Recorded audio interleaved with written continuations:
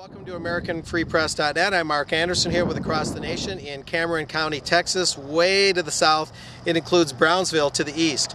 And this is the border fence very close to Military Highway in Cameron County.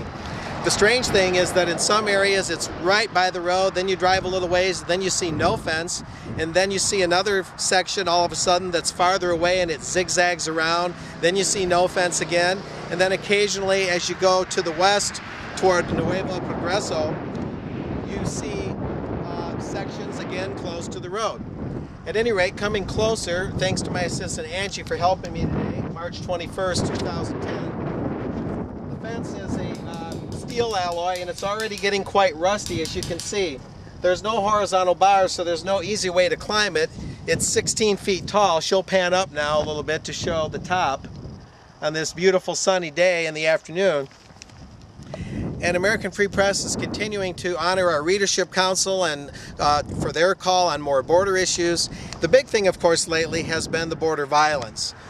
In Ciudad Juarez, which is across from El Paso, way to the west near New Mexico, all the way to Matamoros, Mexico, across from Brownsville, and points between, such as Reynosa and Nuevo Progreso, otherwise known as Los Flores. There's been varying amounts of violence in those towns as of late, over the last 6 to 8 months especially, from the drug cartels. An interesting thing is an off-duty Border Patrol agent told me that the violence in part may stem from the fact that the Zeta gang, part of the overall drug cartel world, used to be an extension, probably a deniable asset of the Mexican government to sort of help control the whole situation. What ended up happening, according to him, is that the Zetas broke free of the control of the Mexican government and went freelance on their own, and now are having turf wars with other drug cartel gangs.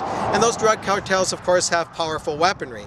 Now, the head of crime scene investigation in McAllen, Texas, to the west, told me that the drug cartels don't spill over into the United States very much because the Second Amendment and the heavy gun ownership around Texas kind of keeps them at bay. However, the drug cartels get stolen military-style weapons and pretty high-tech weaponry.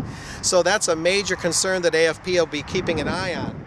So you have the anomalies of the border fence, here again, then all of a sudden you don't see the fence type of construction, and some of the U.S. land has ended up on the other side of the fence, and that's created a lot of headaches and strong concerns for property rights, even though many Americans want to see illegal aliens kept out so they don't overload the welfare rolls and things like that.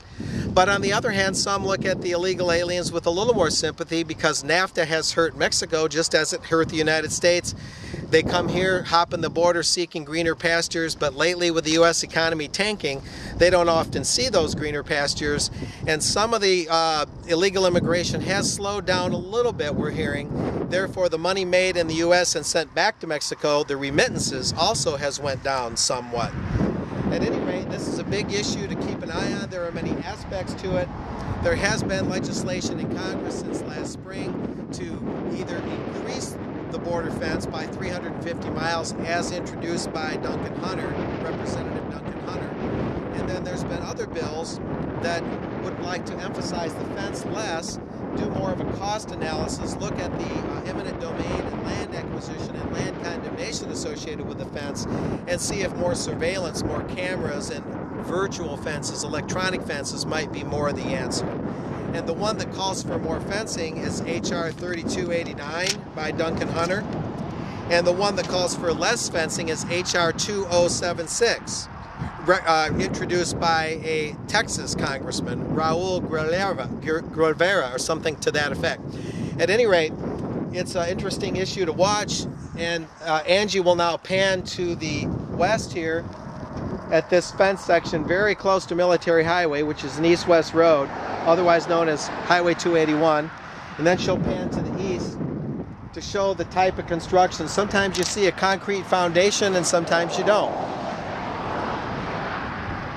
And that is how it is right now, March 21st, 2010, and I'm Mark Anderson, Deputy Editor for AFP. We'll see you next time here on AmericanFreePress.net with Across the Nation, keeping an eye on this very important issue, and look for accompanying articles in our hard copy version and online. We'll see you next time.